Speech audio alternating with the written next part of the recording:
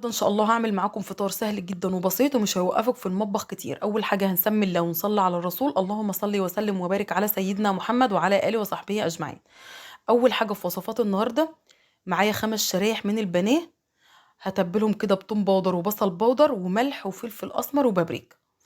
هرش كده على البانيه، وبعد كده هقلبه على الجهه التانية واحط من نفس التتبيله زي ما انتم شايفين، ثوم بودر وبصل بودر وملح وفلفل اسمر وبابريكا، مش اكتر من كده. وهنسيب الشرايح البانيه في التتبيله كده شويه. وبعد كده جبت ربع كيلو من اللحمة، خدت عليهم كده بصلاية متوسطة بشرتها كده في الكبة. وبعد كده هاخد نص معلقة صغيرة من السبع بهارات، وزيها نص معلقة صغيرة من الفلفل الأسمر وبابريكا وملح، مش هنحط أكتر من كده. خدت هنا بيضة، وهاخد 3 معالق من البقسماط، والبقسماط عشان تمسك معايا اللحمة، عشان هنحطها في قالب في الفرن، ما تتكسرش معاكي كده اما تيجي تقطعيها. خلاص هدعك اللحمه كده كويس لحد ما الانسجه بتاعتها بتيجي تفتحها كده تحس ان فيها خيوط، تعرفي خلاص ان اللحمه بتاعتك كده اختلطت كويس بكل حاجه. خلاص كده تمام. معايا بقى كوبايه من البسله على الجزر، سلقاها طبعا لازم تكون مسلوقه. هقلبها كده كويس مع اللحمه.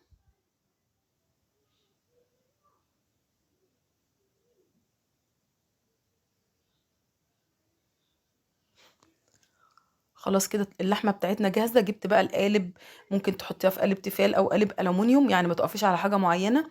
وخدت كده شويه صغيرين من الزيت، ودهنت القالب بالفرشه كده. لازم تدهنيه كويس عشان اللحمه ما تلزقش فيه. وبعد كده هبطنه بشويه من البقسماط، بس ترش برضو البقسماط في القالب كله. خدت كده اللحمه بدات احطها في قلب القالب. طبعا هندخله الفرن على درجة حرارة 200. هتحطيه على الرف اللي تحت كده ربع ساعة، وبعد كده هتشيليه ربع ساعة كمان على الرف اللي في النص. بس لازم تكوني حاطة القالب في صينية، يعني حطي القالب باللحمة كده في صينية تانية عشان بس ما يتحرقش معاكي. خلاص كده القالب باللحمة جاهز معانا. بقى جبت شرايح البانيه، وهجيب جبنة موتزاريلا اللي هي الصوابع، وهبدأ ألف بقى شرايح البانيه بالشكل اللي انتوا شايفينه ده كده. لفيتها كده، وبعد كده هقفلها بالستيكس اللي هو بتاع الشيش طاووق. كسرت منه حتة كده وهبدأ أقفلها عشان ما تفكش معانا. خلاص كده تمام.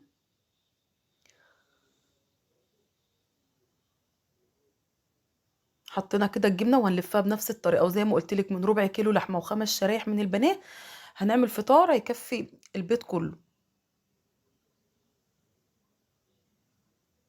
خلاص كده تمام. هكمل باقي الكميه بنفس الطريقه. لو عجبتك الوصفه ما تنسيش تعملي لايك وشير وسبسكرايب، وتفعلي الجرس عشان يوصلك كل الفيديوهات الجديده.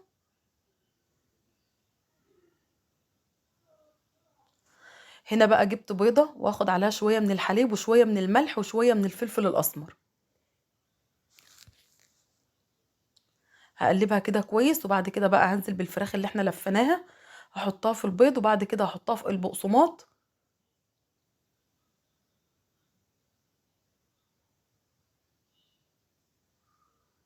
الطريقه بتاعتها سهله جدا، وفي نفس الوقت بتديكي نتيجة. برضو الفراخ بيكون طعمها حلو، يعني تغيير، مش لازم كل مرة نعمل بانيه نغير فيه كده. ان شاء الله بعمل معاكم برضو الكوردون بلو مرة.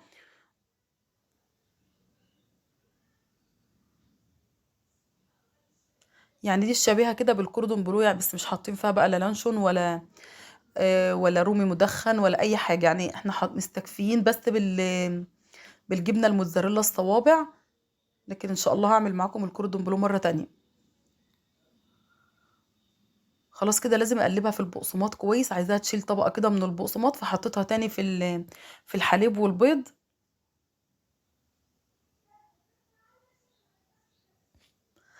كده خلاص هندخل القالب الفرن. هنا بقى كان عندي طماطم كده طلعتها من الفريزر وحطيتها كده تفك على البوتاجاز، وحطيت لها شويه من الملح وشويه من الفلفل الاسمر. وهنا بقى هسلق كيس واحد من المكرونه.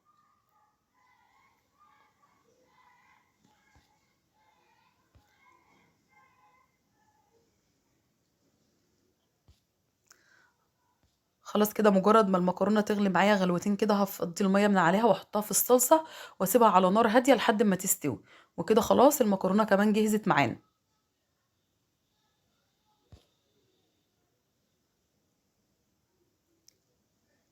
هنا بقى هنحط زيت وهنقلي الفراخ. طبعا لازم تقليها على نار ما تكونش عالية قوي، يعني النار بتاعتك تكون وسط عشان تستوي، لان دي شرايح بانيه وملفوفة كمان، فطبقات فوق بعضها، فلازم تكوني ايه النار بتاعتك وسط كده، ما تعليش النار قوي عشان تستوي. مجرد ما بتاخد لون بقى بقلبها كده من تحت، وبقلبها على كل الاتجاهات علشان تستوي كويس وتاخد لون، يكون اللون بتاعها كده جميل.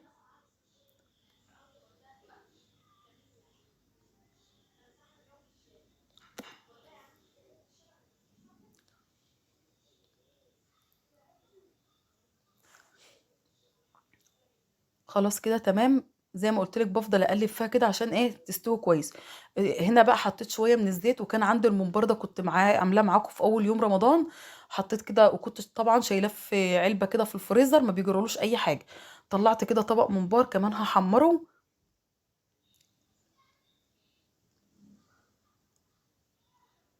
خلاص كده الفراخ بتاعتنا استوت وبقت تمام. كده بقى اقلب الممبار على الجهة التانية ياخد لون. وكده الوصفات بتاعتنا زي ما قلت لكم ما خدتش معايا وقت في المطبخ، ومش هتقفي في المطبخ كتير، يعني مش هتقفي في المطبخ يوم كامل ولا حاجة. وصفات سهلة وبسيطة، وفي نفس الوقت عملنا اكل يكفي البيت من ربع كيلو لحمة وخمس شرايح من البانيه.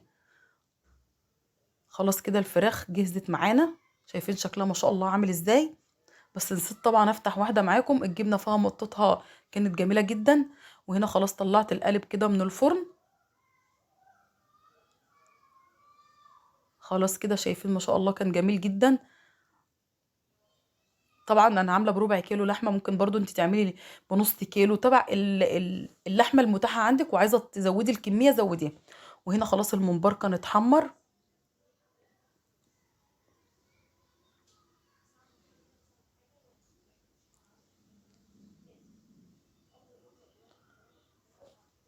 ما تنسيش بقى تعملي لايك وتعملي لايك وشير وتفعلي الجرس عشان يوصلك كل الفيديوهات الجديده. شايفين اللحمه بقى قطعتها شرايح، طبعا هي عايزه تبرد شويه. كانت جميله جدا، والخضار فيها كان طعمه تحفه. هنا بقى المكرونه كمان استوت. ودي كانت وصفات النهارده، زي ما قلت لكم وصفات سهله وبسيطه. ان شاء الله تجربوها وربنا يحسن ما بين ايديكم، واشوفكم في وصفه جديده على خير. ومع السلامه.